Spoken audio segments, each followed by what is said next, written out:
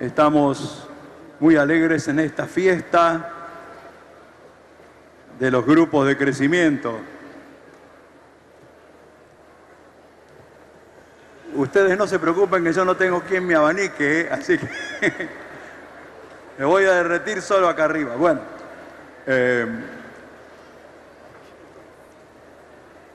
quisiera que reflexionemos en esta tarde tan especial sobre el tiempo glorioso que nos toca vivir. Ustedes saben que estamos viviendo tal vez la hora 11ª de la historia, la hora de la gran cosecha.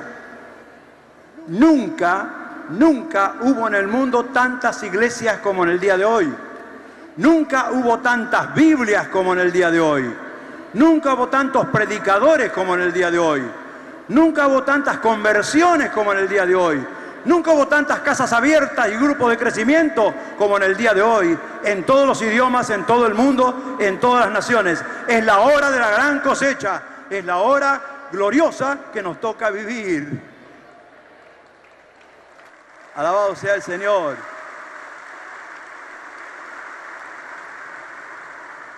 Y esta hora tiene cierta similitud con la hora apostólica del Nuevo Testamento, cuando recién la iglesia comenzaba a crecer.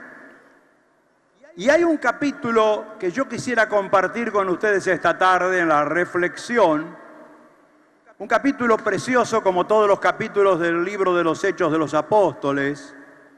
Allí hay un cronista, un periodista, que es Lucas, el médico amado, que nos describe las escenas de cómo la iglesia crecía. Y voy a leer tan solamente un solo versículo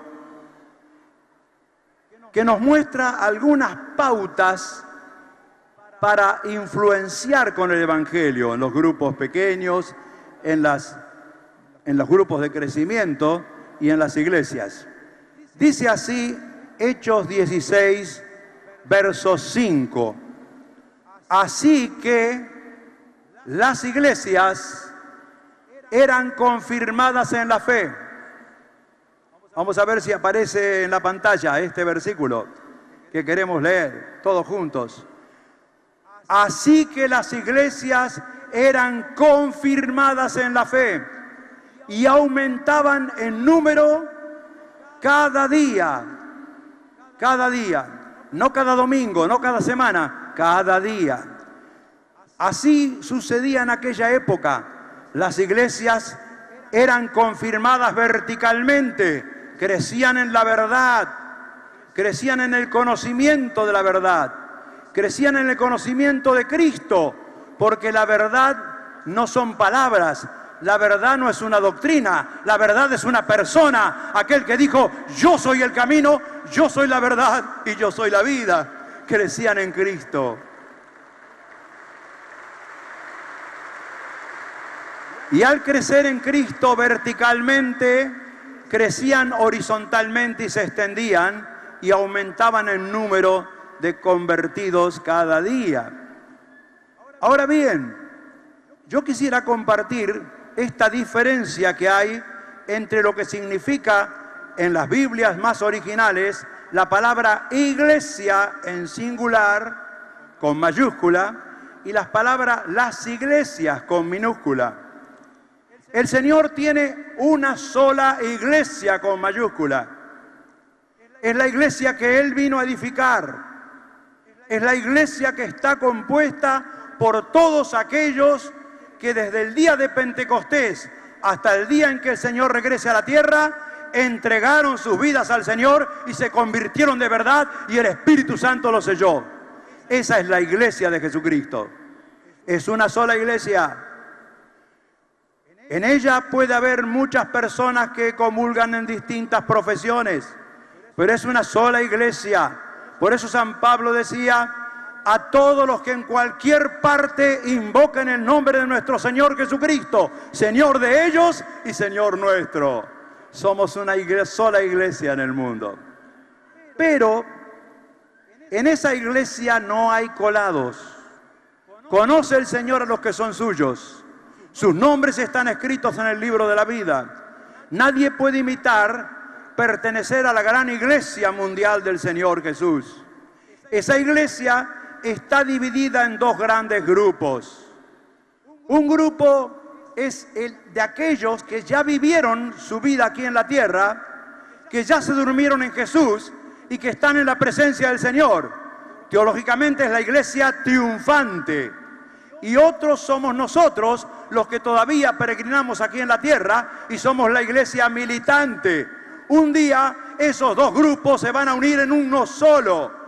Cuando suene la trompeta, cuando con voz de mando, con voz de arcángel, con trompeta de Dios, descienda el Señor Jesucristo a la tierra y no precederemos a los que durmieron, sino que ellos resucitarán y nosotros, juntamente con ellos, recibiremos al Señor en el aire. Y aquí viene la frase más grande y hermosa de toda la Biblia: y así estaremos para siempre con el Señor. Gloriosa iglesia.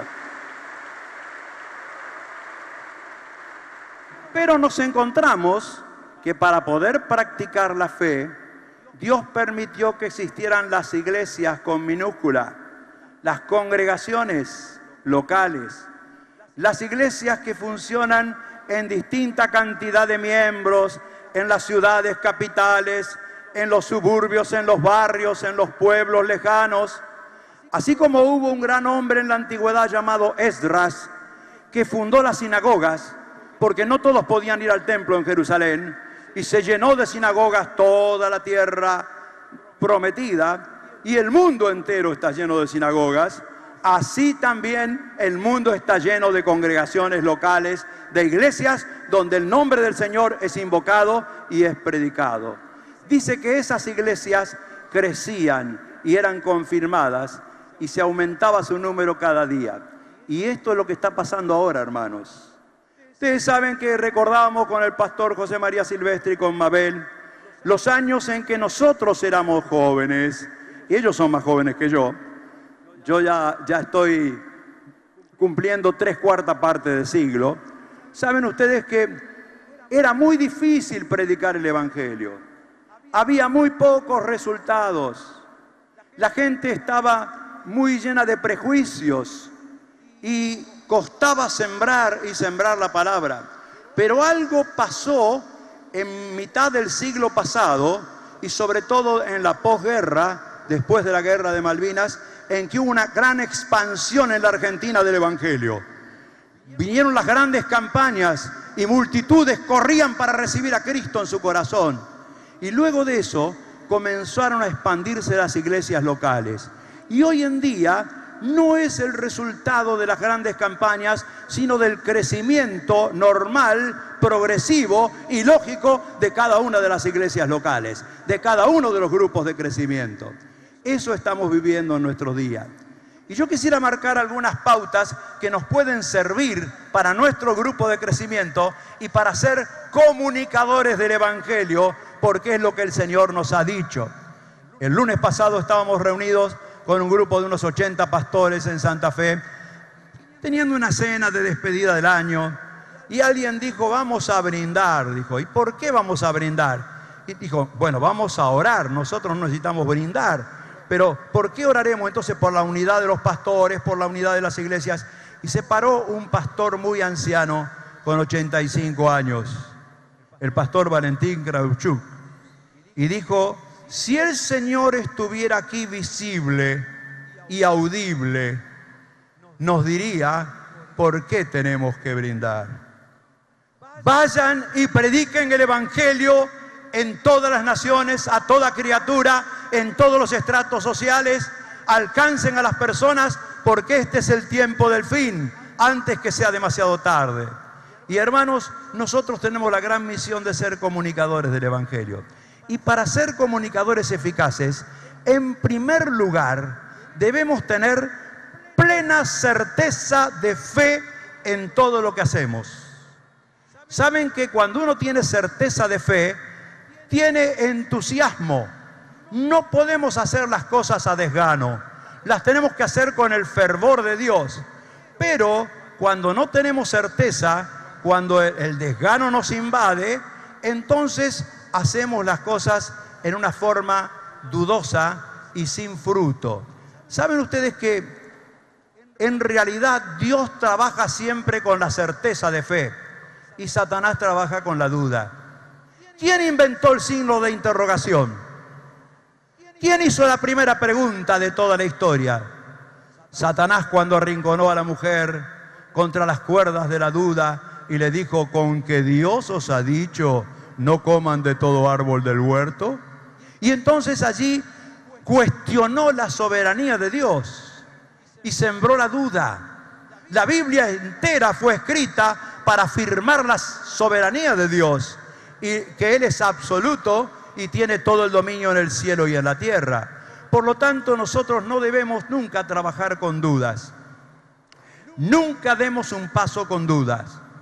Nunca abramos nuestros labios para hablar con dudas. Hablemos con fe. Este capítulo dice que los discípulos, que eran 4 en ese momento, los apóstoles Pablo, Silas, Timoteo y Lucas, que iba registrando todos los sucesos, dice que atravesando la zona de Frigia, pasaron por la provincia de Galacia y sintieron que el Espíritu no les permitió predicar el Evangelio en Asia. No sintieron libertad, sintieron dudas y no quisieron hacerlo. Cuando pasaron por Misia, intentaron ir a Bitinia, pero el Espíritu no se lo permitió. Y entonces, frente a la duda, decidieron quedarse allí y esperar en Dios. Fueron a Troas, que era un puerto pequeño sobre el Mediterráneo, y allí estaban orando y buscando la voluntad de Dios. Una madrugada, no sabemos si fue en sueño, si fue en imaginación o fue en visión, Pablo vio a un muchacho vestido a la usanza de los macedonios que le rogaba y le decía, insistiéndole: pasa a Macedonia y ayúdanos. Cuando Pablo compartió eso con sus compañeros en el desayuno, les sobrevino la sensación real de que el Señor los llamaba para que prediquen el Evangelio en Europa. Tuvieron certidumbre de fe y se movilizaron rápidamente. Sacaron pasaje para zarpar hacia Samotracia, Neápolis y luego a Filipos. Y allí llegaron a esta ciudad que era tan importante, capital de Macedonia, y estaban seguros que el Señor los llamaba allí para predicar el Evangelio. Hermanos, nunca hagamos nada con incertidumbre.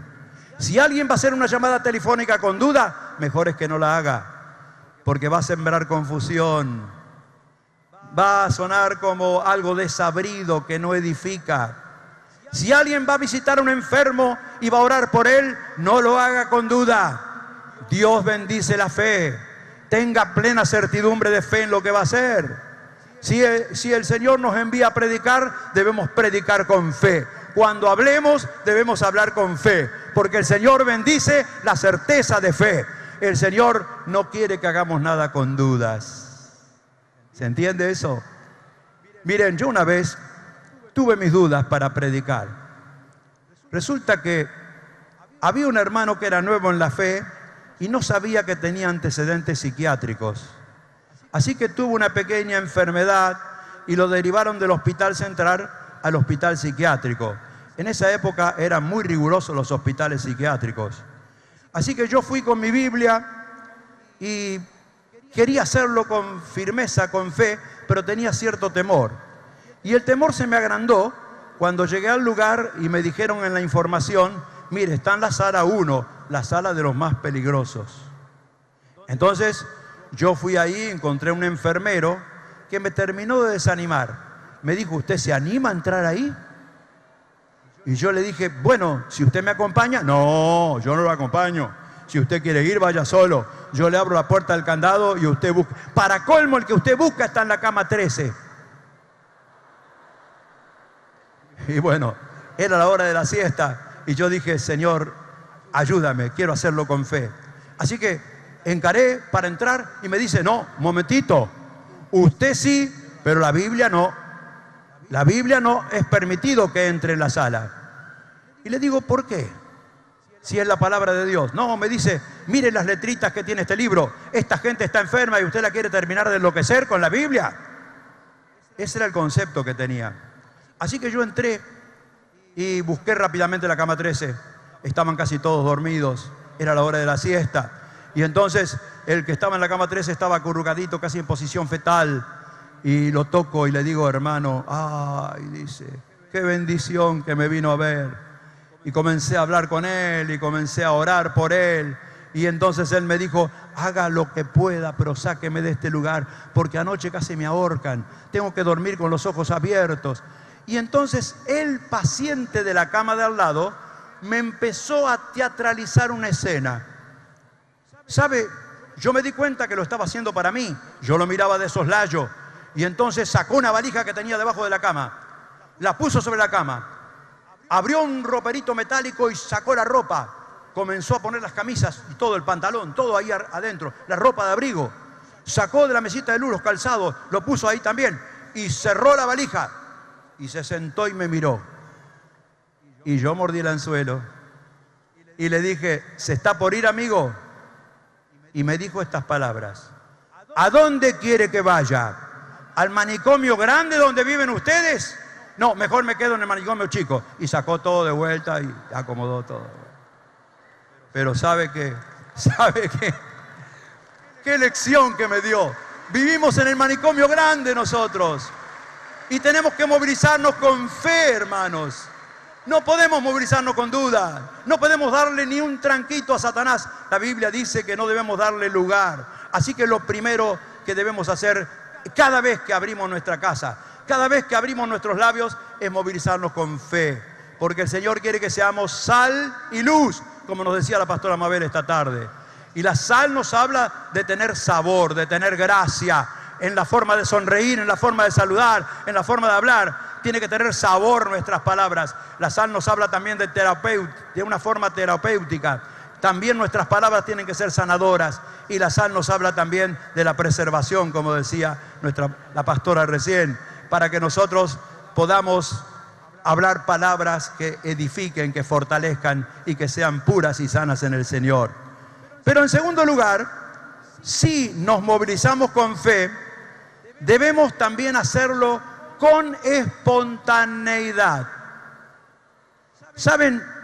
Pablo estaba más perdido que, como dice el dicho común, un perro en cancha de bochas.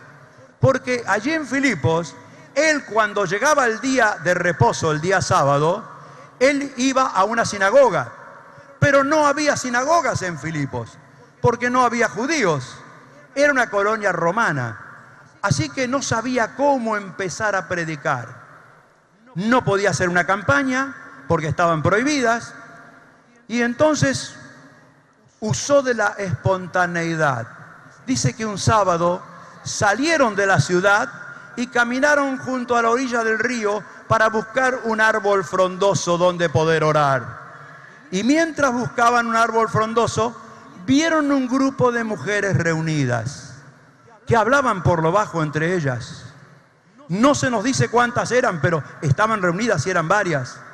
Había una mujer que parece que las conducía, se llamaba Lidia. Parece que esta Lidia era importadora de telas de púrpura. Las telas de púrpura eran telas rojas del color del imperio que se hacían con la tinta de un caracol especial para poder lograr el color intenso del rojo imperial. Por lo tanto, ella vendía y seguramente era su equipo de ventas que estaba entrenando para entrar a la ciudad y vender esas telas. Ahora bien, Pablo dice que usó de la sal y de la gracia y junto con los demás hermanos trabaron conversación con estas mujeres.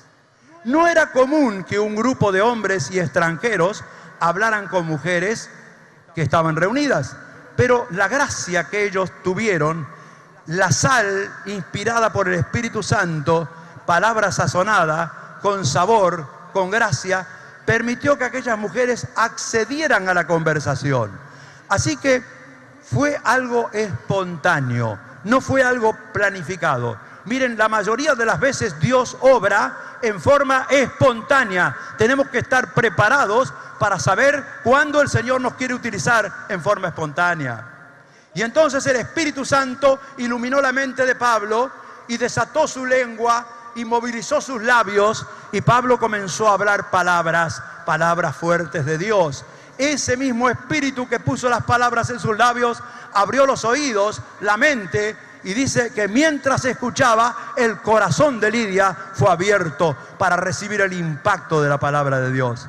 Hermanos, ¿cuántas veces en forma espontánea el Señor nos ha permitido testificar y hemos visto cómo los ojos se humedecen, cómo la palabra de Dios penetra, cómo el corazón se ablanda cuando hablamos por el poder del Señor, cuando la luz es encendida e ilumina los corazones? La Biblia dice que aquella mujer se tomó el atrevimiento de invitar a estos muchachos a su casa y se los presentó a su familia. Y la Biblia dice que toda la familia se convirtió y toda la familia se bautizó. Y comienza la iglesia de los filipenses allí en la casa de Lidia, porque el Señor utiliza la espontaneidad. Miren, yo conocí un hermano que fue el campeón para mí de la espontaneidad. Era un muchacho que se convirtió accidentalmente un domingo en nuestra iglesia. Jugaba Boca Junior con Colón de Santa Fe hace años y empataron 1-1, así que no había ni pena ni gloria. Pero este muchacho salió después de la cancha, se bañó y dijo: voy a salir a reventar la noche, voy a ver en qué me puedo divertir. Y resulta que cuando fue al centro de la ciudad, vio una señorita que le impactó y la siguió. Y trató de hablar con ella, pero ella no le dio la oportunidad. Ella tomó un micro y él también tomó el micro y se sentó al lado de ella y trató de hablarle. Cuando ella se bajó, él también se bajó. Y cuando ella entró en nuestro templo, el tipo dijo: no, yo no estaba preparado para esto. Pero por ahí dijo: ya que hice 30, voy a hacer 31. Y entró. Y vio dónde estaba sentada y se sentó al lado. Pero ¿sabe una cosa? La palabra de Dios lo tocó de tal manera que pasó al frente y rindió su vida al Señor. Y aunque parezca novelesco, no se puso de novio con esa chica.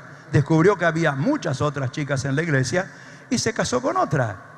Pero él era peluquero, tenía un salón especial para caballeros. Y yo fui cliente de ese salón, aunque conmigo no tenía trabajo, pobre. No podía. Mire, yo me sentaba en el asiento y me decía: ya está. ¿Cómo que ya está? No, ya está, dice. Ya terminé. Bueno, no podíamos iniciar una conversación. Pero él utilizaba ese salón, ese sillón de peluquero, como un púlpito para predicar la palabra de Dios. Y él decía: mientras mis manos trabajan en la cabeza, trabajo con la espada del Espíritu en el corazón. Todavía me pagan para que los evangelice. Y él tenía una gracia especial y espontáneamente llevó muchas personas a los pies del Señor, tanto que después tratamos de apoyarlo para que plantara una iglesia. Y bueno, tenía una iglesia grande, ahora está en la presencia del Señor, pero fue tremendo lo que él hacía.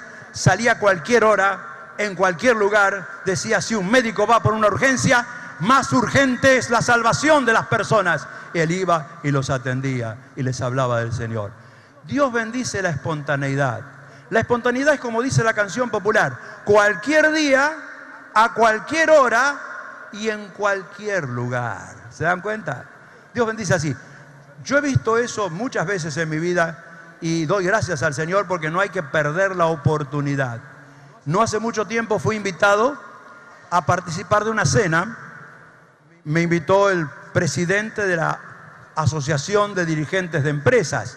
Y entonces allí hay como unas 40 personas que son presidentes de cada una de las cámaras comerciales e industriales de la ciudad.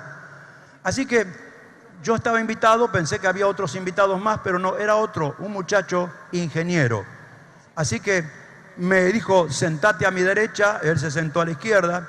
Y antes que trajeran el primer plato, le preguntó al ingeniero: ¿cómo pudiste llegar a ser el conductor de una empresa en el parque industrial con 1.500 obreros? Y él explicó su historia, cómo los padres fundaron esa empresa, etc. Cuando se terminaba el primer plato, me pregunta a mí: ¿cómo se llega a ser pastor de la iglesia Brazos Abiertos? ¿Y cómo puede influir en la ciudad ¿y por qué viajaste por tantos lugares predicando? Entonces me dice, contanos tu testimonio, dijo esa palabra. Y entonces pude contar el testimonio. Después le preguntó, antes del segundo plato, al ingeniero, ¿qué problemática tiene la industria? Y me preguntó a mí, ¿qué problemática tiene la sociedad? Y yo ya me la veía venir y expliqué todo. Y al final, en los postres, dijo, ¿cómo se puede solucionar los problemas de la industria? El ingeniero dijo, no, pero no podemos comparar lo material con lo espiritual. Y me dijo entonces, Daniel, ¿cómo se soluciona la grieta y el problema del mundo de hoy? Y yo le dije, solo con el Evangelio. Y les prediqué el Evangelio espontáneamente. Porque ¿saben una cosa? El Evangelio es lo único que puede salvar nuestra nación, hermanos. En este momento no confiemos en ningún poder político, es en el poder de la fe. La iglesia tiene el poder y tiene el mensaje de Dios. Cuando Francia atravesaba la cruenta revolución francesa, los hermanos Wesley fueron utilizados por Dios en Inglaterra para frenar una revolución que hubiera sido igual de sangrienta o peor. Cuando vino el gran avivamiento inglés, cuando la gente se convertía a toda hora, en todo lugar, cuando la iglesia creció en una forma gloriosa y descomunal. Por lo tanto, es el momento de actuar con espontaneidad. Pero ¿sabe una cosa?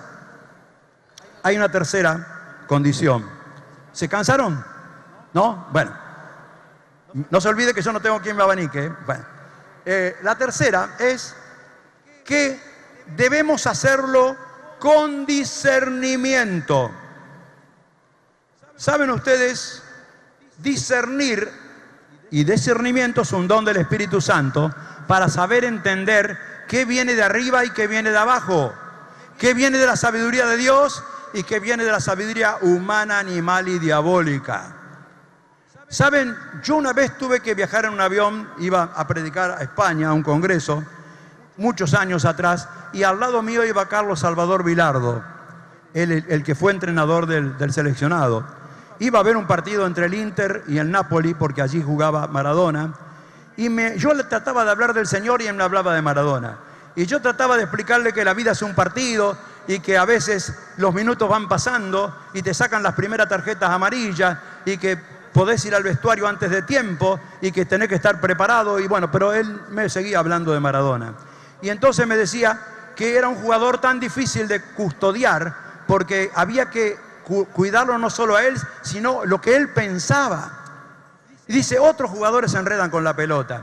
Y yo me puse a pensar que el enemigo se moviliza cuando nosotros nos movilizamos. El enemigo sabe que algunos creyentes no son peligrosos para él, porque nunca dicen nada, porque tienen una luz metida debajo de la mesa, que tratan de que nadie se entere que son cristianos, y si no, tienen una luz muy pálida, muy intermitente, muy poco fuego del Espíritu Santo. Son como aquel tango que decía, sucedió en Barracas al sur, una noche de verano, cuando el cielo es más azul y se oye el canto de un paisano. Una luz mortecina, un farol que en la noche parpadea, y en un zaguán está un galán hablando con su amor. Bueno, ¿qué pasaba? Me gusta lo que el poeta dice acerca de la luz que parpadea. Vio en aquellas épocas en el barrio de Barracas, al sur de Buenos Aires, año 1910. No existían las pilas ni la electricidad. Los faroles eran a combustible y muchas veces no tenían el suficiente combustible. Era una luz que parpadeaba, una luz mortecina, porque esa palabra mortecina era también la luz que tenían las carrozas fúnebres cuando tenían dos faroles a los costados con una luz mortecina, que parpadea, que es intermitente, que no brilla, que es como aquellas vírgenes que se quedaron sin aceite del Espíritu Santo en su vida y entonces se van apagando, se van apagando. Pero cuando alguien tiene la luz de Dios y brilla y planta luz por donde quiera que va, el enemigo también se mueve y tenemos que tener discernimiento. ¿Saben que el enemigo nunca quiere atacar como primera estrategia al pueblo de Dios? No se olvide de esto. El enemigo siempre quiere ayudar al pueblo de Dios, en primer lugar. Y es por eso que aquella vez que ellos iban otra vez para caminar junto al río, mientras atravesaban la calle peatonal del mercado de la ciudad de Filipos, les salió al encuentro una joven mujer que comenzó a hacer propaganda, publicidad, y decía: aquí están, estos son los siervos del Dios Altísimo que predican el camino de la salvación. Aquí están, estos son. ¿Saben ustedes que ustedes encuentran algún error doctrinal en eso que decía esta chica? Decía una verdad gloriosa. Pero la Biblia no nos enseña que debemos probar las doctrinas si son correctas solamente, sino que debemos probar los espíritus si son correctos, y tenemos que tener discernimiento. Y San Pablo, con el discernimiento que él tenía, se dio cuenta que esta propaganda no venía de Dios, venía de la naturaleza humana, diabólica, de las profundidades. Entonces Pablo reprende a Satanás, expulsa a aquel demonio usando de la autoridad que el Señor nos ha dado, por la cual no tenemos que alegrarnos, sino que nuestros nombres estén escritos en el libro de la vida. Pero le dijo: en el nombre de Jesucristo te mando que salgas de ella. Y salió en la misma hora. Y la chica perdió las facultades de adivinación, que daba mucha ganancia a sus patrones. Entonces, cuando Satanás no les permitimos que se ponga nuestra camiseta, que se introduzca en nuestro grupo, tenemos que tener mucho cuidado en los grupos de crecimiento con aquella gente que dice: no, yo también soy creyente, y se quiere meter y quiere influenciar y quiere ayudar, pero no viene de Dios, sino que viene del enemigo con perturbación. Hay que tener mucho cuidado y hay que focalizar y detectar y reprender y expulsar en el nombre del Señor. No a las personas, sino al espíritu de maldad. Ahora bien, cuando esto sucede, se produjo una manifestación. Los tomaron a los discípulos, a Pablo y a Silas. Timoteo y Lucas se escabulleron, y entonces los llevaron a los magistrados y se armó una gran manifestación. Y todos gritaban como piqueteros, gritaban, pero fuertemente, gritaban: estos hombres son judíos y nos enseñan costumbres que no nos es lícito aceptar, pues somos romanos, somos romanos, somos romanos. Y se armó un gran alboroto. Ahora, en ese alboroto, los magistrados, para hacer una cuenta corta, le dijeron al carcelero: estos hombres tienen que ser azotados. Rasgaron sus espaldas, sus ropas, y los azotaron con muchos golpes de vara. Y luego le encargaron al carcelero que los guardara con seguridad. Así que los llevó al calabozo de más adentro. Había en un pasillo largo celdas a los costados, pero este era el calabozo del fondo. Y allí puso sus pies en el cepo. Quiero decirles que para poner en práctica las obras de Dios y ser comunicadores del Evangelio, no solo tenemos que tener certeza de fe en lo que hacemos, no solo tenemos que usar la espontaneidad, no solo tenemos que tener discernimiento, sino que debemos estar dispuestos a sufrir rechazos. La obra de Dios también se hace con sufrimiento, hermanos. Saben, yo veía la alegría de los pastores esta tarde aquí, viendo a todo el pueblo de Dios alabando. Pero, José María, vos podés recordar las horas de lágrimas en soledad. Mabel también. Porque la Biblia dice: irán con lágrimas los que llevan la preciosa semilla, Salmo 126, pero volverán con regocijo trayendo sus gavillas. La obra de Dios. La obra de Dios se hace también con lágrimas, con sufrimiento, con contrariedades. Ustedes se imaginan aquella noche que Pablo estaba allí con la fe de que tenía que predicar el Evangelio en Filipos, pero hay una puerta que está cerrada con un grueso candado. Los pies están puestos en el cepo, las manos están encadenadas, y me parece que el enemigo le susurra una frase a Pablo: che, Pablo, ¿sabés que en esta ciudad no hay nadie que sepa tanto de la Biblia como vos? Que haya sido educado los pies de Gamaliel? Aquí no hay nadie que predique como vos. Pero mirá esa puerta, la tengo cerrada. Mirá tus pies, los tengo aprisionados. Tus manos están encadenadas. ¿Saben? Yo me he puesto a pensar, hermanos, ¿cuánto potencial tenemos en las iglesias? Ese potencial tiene que manifestarse. Tiene que haber un día glorioso en que venga la manifestación de los hijos de Dios. Porque hay muchas puertas que están cerradas, muchas manos que están encadenadas, muchos pies que están aprisionados, muchos labios que están callados. En Argentina hay muchas puertas encadenadas. Tenemos que luchar para que esas puertas se abran. Todavía hay muchos obstáculos espirituales. Pero ¿saben ustedes una cosa? Cuando uno sufre, tiene que sufrir en silencio. La Biblia no dice que los presos que estaban allí en la cárcel oyeron las quejas. No hubo quejas. No hubo quejas, ni el carcelero escuchó ninguna queja. Sufrieron en silencio. Pero Dios no nos llamó para vivir una vida de sufrimientos, sino para utilizar las armas poderosas que Él nos ha entregado, porque dice que las armas de nuestras milicias son poderosas para derribar fortalezas y llevar todo pensamiento cautivo a la obediencia a Cristo Jesús nuestro Señor.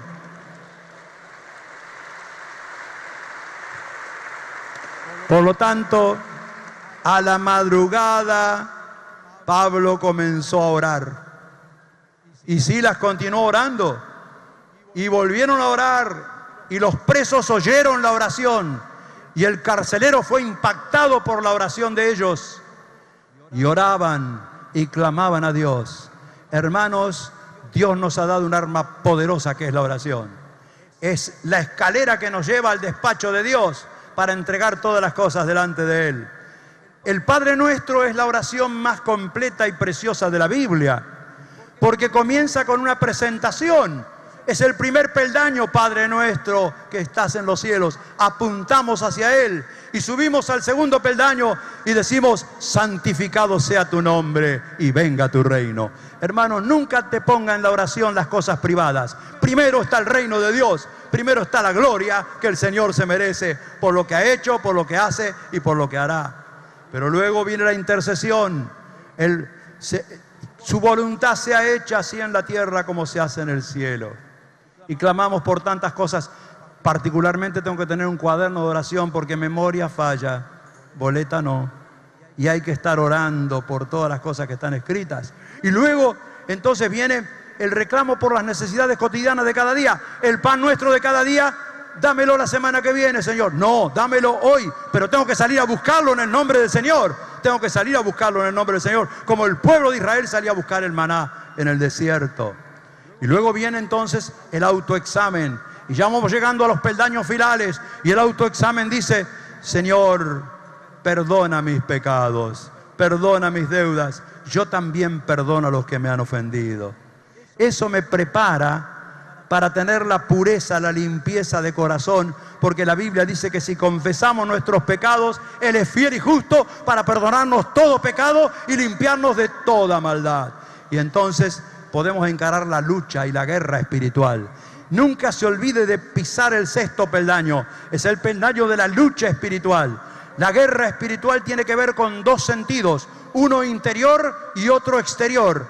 Primero adentro, Señor, no me dejes caer en mis propias debilidades y tentaciones. Yo soy más peligroso que un mono con una granada en la mano. No sé nunca a dónde la voy a tirar. Yo soy peligroso. No me confío ni en mí mismo, Señor. Líbrame de la lucha interna. Pero también viene la lucha externa. Mas líbranos de todo el poder del mal. Y huyen despavoridos los demonios, porque los ángeles actúan cuando pedimos protección al Señor. Y terminamos con una nota gloriosa. Nadie termina la oración pinchado ni desinflado. Los apóstoles iban subiendo la escalera, iban subiendo el tono de la oración. Algunas personas hacen una peregrinación y los periodistas le preguntan: ¿qué tal? ¿Cuántos kilómetros caminó? Y 35. ¿Lo quiere hacer de vuelta mañana? No, hasta el año que viene, no. Dice, bueno, pero cuando uno ora al Señor, termina con la batería cargada, con las pilas encendidas, porque dice: Tuyo es el reino, tuyo es el poder y tuya es la gloria. Y no solamente ahora, sino por los siglos de los siglos. Amén, amén, y amén, amén. Y cuando la oración sube, la paz baja. La paz baja a la mente primero y al corazón después. A los pensamientos y a los sentimientos. Y cuando la paz baja, entonces uno siente un alivio tremendo. Y comienza a dar lugar al poder de la alabanza. Porque la oración es un arma fabulosa que derrota al enemigo, pero la alabanza lo termina de aplastar. Por lo tanto, ellos comenzaron a cantar y a cantar alabanzas a Dios. Y los presos decían, pero les han dado una viaba tremenda, les han pegado y están cantando. ¿Qué les pasa a estos muchachos? ¿Será que todavía no se les pasó el efecto del alcohol? No eran embriagados con alcohol, estaban embriagados con el poder del Espíritu Santo de Dios. Ahora bien, cuando uno utiliza las armas que el Señor nos ha dado, entonces de repente la respuesta viene de arriba, pero se sintió abajo. Nunca se sabe cuándo va a haber un terremoto. Es repentino, es de repente. No sé si les ha tocado a ustedes vivir alguna experiencia de un fuerte temblor, un bombazo de esos que sacude todo. Fue a la madrugada, vino la respuesta de arriba, pero se sintió abajo y los cimientos de la cárcel temblaron.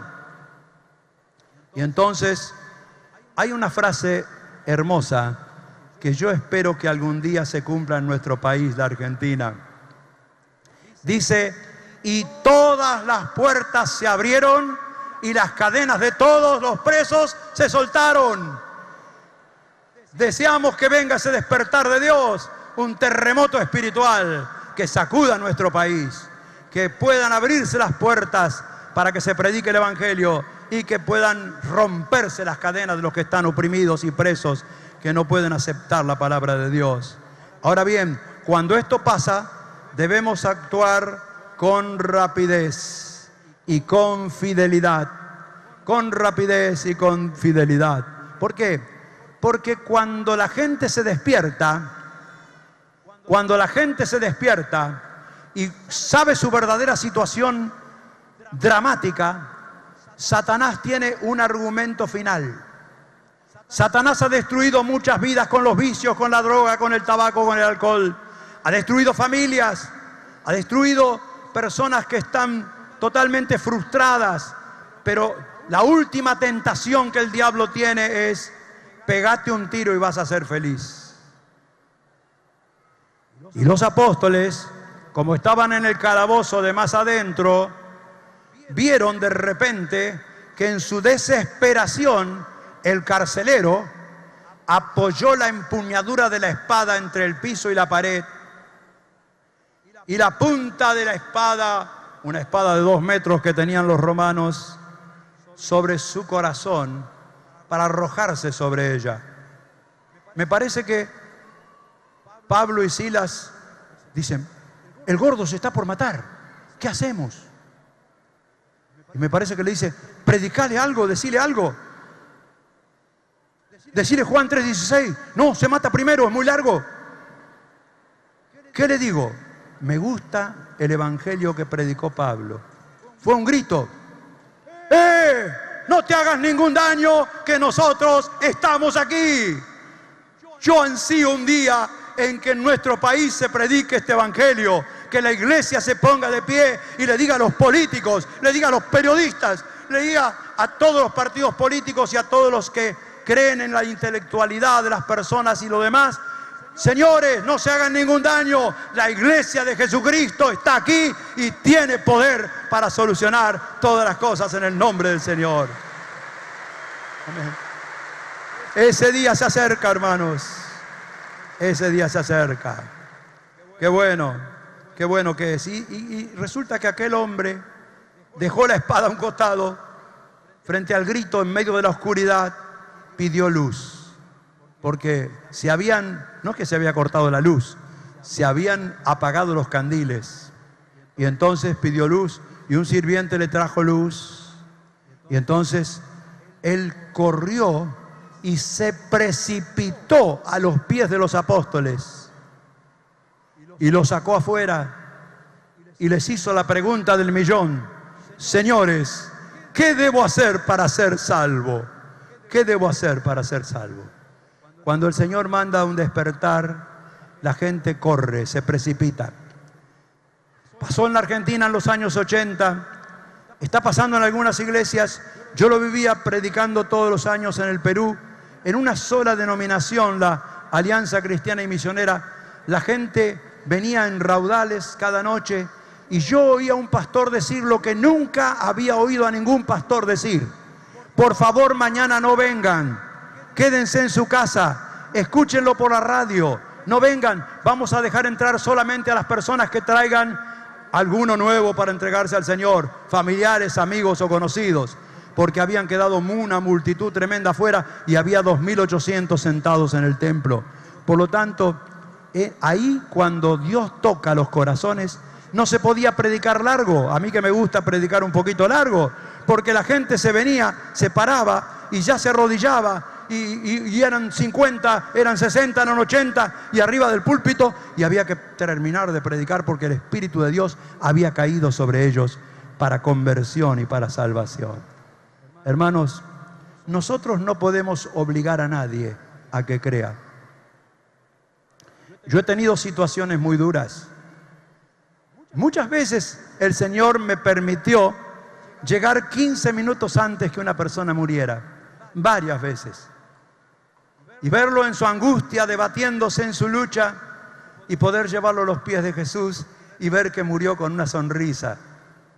Una vez había un hombre que se revolcaba en la cama y yo le dije: Señor, lo tomé de los brazos porque no lo podía paralizar, me subí a la cama y le dije: ¿quieres el perdón de Dios? ¿Sí o no? Cristo murió en la cruz por vos. Y él dijo: sí quiero. Y cuando repitió la oración, yo dije: Señor, si lo suelto, no quiero que este hombre siga revolcándose en la cama desesperadamente. Quiero que se quede así. Y se quedó así hasta que el Señor lo llevó.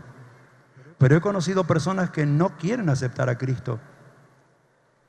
Recuerdo el caso de una señora muy intelectual, ella, con título profesional, estaba al borde de la muerte, y yo le hablé con sinceridad y claridad y me dijo: mire, si usted quiere orar, ore, pero yo jamás oraré. Si usted quiere predicarme, predíqueme, pero yo no le tengo miedo ni al cielo ni al infierno. Yo quiero ver cómo va a ser del otro lado. Y yo le dije: del otro lado va a ser demasiado tarde, señora. No importa, no importa. Siempre he sido firme en mi incredulidad. No quiero creer. Tremendo. Pero no podemos obligar a un alma a que crea. Hay una poesía que dice: no podemos obligar a una flor a que se abra. Es un pimpollo, pero la flor la abre Dios. No podemos obligar a un alma a que crea. La fe la otorga Dios. Y hay de paso una canción que dice: tú no obligas a una flor a que se abra, a la flor la abre Dios. Tú la plantas, la riegas y la resguardas. Lo demás lo hace Dios. Lo demás lo hace Dios. Lo demás lo hace Dios. A quien ama lo cuida el Señor. Necesario es orar, necesario es obedecer. Lo demás lo hace Dios. Y dice más, y dice más, y dice más. Y se la voy a cantar a la otra estrofa, porque no quiero que ningún grupo de crecimiento obliguen nunca a nadie a creer. Esperen que madure la fe. Dice: tú no obligas a un alma a que crea. La fe la otorga Dios. Tú oras, predicas y esperas. Lo demás lo hace Dios. Lo demás lo hace Dios. Lo demás lo hace Dios. A quien ama lo cuida el Señor. necesario es orar, necesario es obedecer, lo demás lo hace Dios. Dios hace maravillas, las está haciendo en nuestro tiempo. Por lo tanto, el último punto que quiero explicarles es que debemos disfrutar los resultados. Si nosotros actuamos con certidumbre de fe, si nosotros actuamos con espontaneidad cualquier día, a cualquier hora y en cualquier lugar, si nosotros actuamos con discernimiento y lucha espiritual, si estamos dispuestos a sufrir contrariedades, no nos olvidemos que Satanás mete 1 o 2 goles en el primer tiempo, pero en el segundo tiempo pierde por goleada, porque aquí está escrito quién es el equipo que va a vencer. Nadie puede variarlo. Aquí está escrito. Y entonces, si lo hacemos nosotros utilizando las armas poderosas que el Señor nos ha dado, la oración, la alabanza, la predicación, actuemos con espontaneidad y con fuerza en el momento justo, cuando el Señor toca los corazones, cuando la flor se abre, cuando la fe aparece, y disfrutemos los resultados, porque ¿sabe una cosa? Miren, aquella noche era la madrugada y el carcelero los invitó a su casa y levantó a todos que estaban ya despiertos por el terremoto. Todos estaban preocupados y entonces allí Pablo les habló a todos. ¿Qué les habló? La palabra del Señor. No les habló ningún cuentito, les habló la palabra del Señor. Crean en el Señor Jesucristo y serán salvos ustedes y toda su casa. Les habló la palabra del Señor, les explicó cómo nos hizo Dios, cuál es nuestro destino si no aceptamos a Cristo en nuestro corazón. Y la Biblia dice que todos se arrepintieron. Todos los que estaban en la casa, aún los sirvientes, se convirtieron y todos fueron bautizados. Para mí es una gran alegría. Anoche estuve en un bautismo masivo y para mí es una alegría, un disfrute. Sé que ustedes van a tener un bautismo este domingo. Disfrútelo, disfrútelo, porque son victorias gloriosas, son trofeos que el Señor ha alcanzado por su gracia. Pero ¿sabe una cosa? Jesús dijo, por sus frutos los conocerán. De repente, aquel hombre rudo, aquel hombre que no pedía permiso para nada, entró en la sala y entró conmovido. En realidad se había conmovido cuando llenó la palangana con agua, cuando puso los paños dentro de la palangana, porque dijo, con estas manos yo he abierto heridas en las espaldas de estos muchachos, con estas manos las voy a suavizar y las voy a curar. Y para que no lo vieran llorar por la espalda, se acercó a Pablo. Y me parece que cuando Pablo siente el crujir del agua y el chisporroteo fresco sobre sus espaldas, le guiña el ojo y le dice en otro idioma, Silas, el Señor le quitó el corazón de piedra y le dio un corazón tierno. Dios hace esas maravillas. Dios hace esas maravillas. Y no solamente que se bautizaron todos, sino que antes del amanecer se sentía el crujir de la sartén y un aroma especial venía de la cocina. Y se movió la cortina y la esposa del carcelero preguntó, muchachos, ¿han comido ustedes algo hoy? No, señora, no comimos nada. Estoy cocinando para ustedes. Qué grande, cómo el Señor cambia los corazones. Disfrutemos la vida que el Señor da a las personas que Él transforma, que Él cambia, porque Él produce el querer y el hacer por su buena voluntad. No solamente el carcelero se convirtió, se alegró con toda su familia de haber creído en el Señor. Miren, no hay nada que cause más bendición, más alegría a una familia que cuando Cristo entra y renueva los corazones con el poder de su glorioso evangelio. Termino con esto. No les voy a cantar más. Termino con esto. Una vez yo estaba allí en la iglesia y siempre tengo un pasillo para salir precipitadamente antes que salga el primero para poder saludar a las personas, sobre todo las que han venido por primera vez. Y en el pasillo me interceptó un hombre y me dijo: pastor, ¿quién entrega la solicitud? Porque me quiero hacer socio de esta iglesia.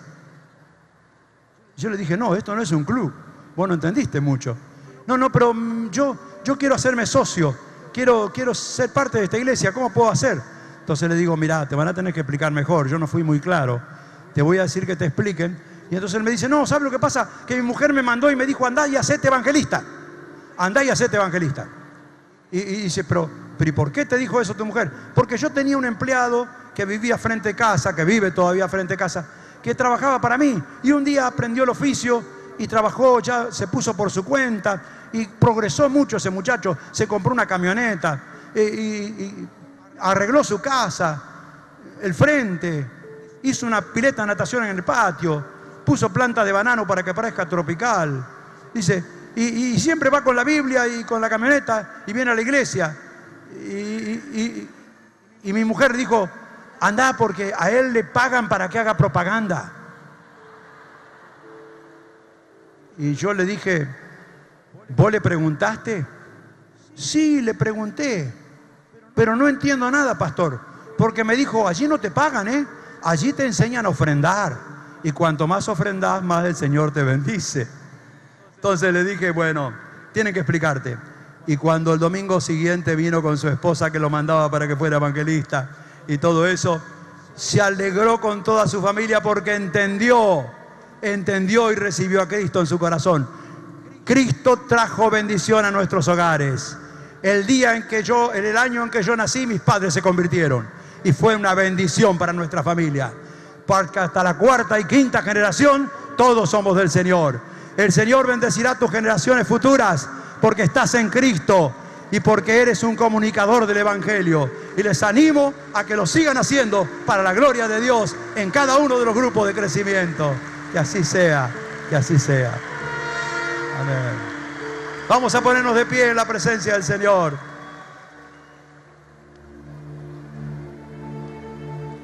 Es el momento de poner la vida sobre el altar. Es el momento de decir, como decían los patriarcas: heme aquí, aquí estoy, Señor. Toma mi vida. Quiero ser un comunicador eficaz del Evangelio. Señor, bendíceme. Por eso, en estos momentos te invito a que cierres tus ojos. Abrí tu corazón y repetí conmigo esta oración. Señor Jesús, Señor Jesús, estoy viviendo un tiempo muy especial. estoy viviendo un tiempo muy especial. No solamente en este país, No solamente en este país, sino en todo el mundo. sino en todo el mundo. Se acerca tu venida. Se acerca. El tiempo es corto y el fin de todas las cosas se acerca. Y el fin de todas las cosas se acerca. Danos fidelidad. Danos fidelidad. Danos fuego del cielo por el Danos Espíritu fuego del Santo, cielo, para que podamos redoblar nuestros para que esfuerzos podamos renovar nuestros corazones. y para que seamos testigos tuyos, Señor. Para que cada uno de nosotros Para que cada uno de nosotros tengamos la dicha, tengamos la dicha, el placer espiritual de conducir a otros a la luz. Para que cada día hablemos con palabras sazonadas con sal del Espíritu palabras Santo. sazonadas con sal del Espíritu. Para que cada día podamos encender una luz donde quiera que vayamos. Señor, te lo suplicamos de todo corazón. Y lo hacemos diciendo: gloria sea al Padre, Aleluya. gloria sea al Hijo Gloria al Hijo, y gloria sea al Espíritu Santo. Gloria al Espíritu Santo. En el dulce nombre del Señor Jesús. Amén, amén, amén. Dios le bendiga.